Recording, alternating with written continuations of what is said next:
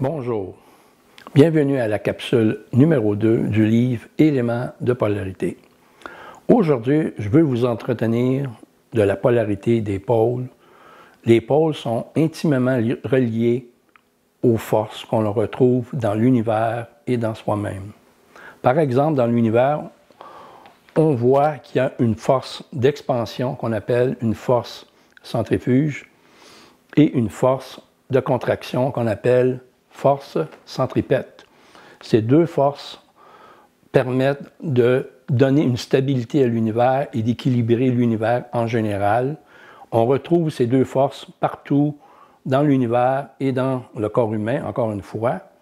Et puis, le concours de ces deux forces-là permet d'équilibrer les mouvements de l'énergie qu'on retrouve dans soi-même et dans l'univers. Dans la philosophie du yoga, on reconnaît trois forces chez l'humain. Les deux forces précédentes, la force d'expansion ou force centrifuge qu'on appelle Raja, la force de contraction, force centripète qu'on appelle le Tamas, et puis il y a un tout unificateur, un principe unificateur, une force subtile d'unification qu'on appelle le Sattva. Ces trois forces permettent de constituer l'équilibre d'un être humain.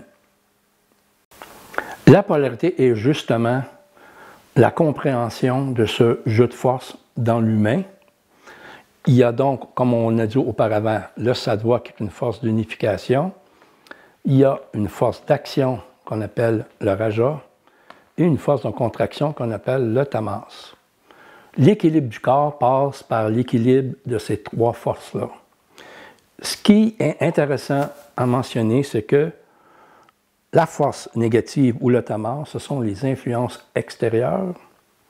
Le Raja, la force positive, c'est nos forces intérieures.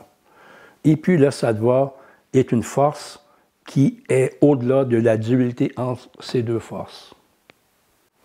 Dans la prochaine capsule, on va vous parler d'énergie. Sur ce, je vous souhaite une bonne journée. Sat Nam.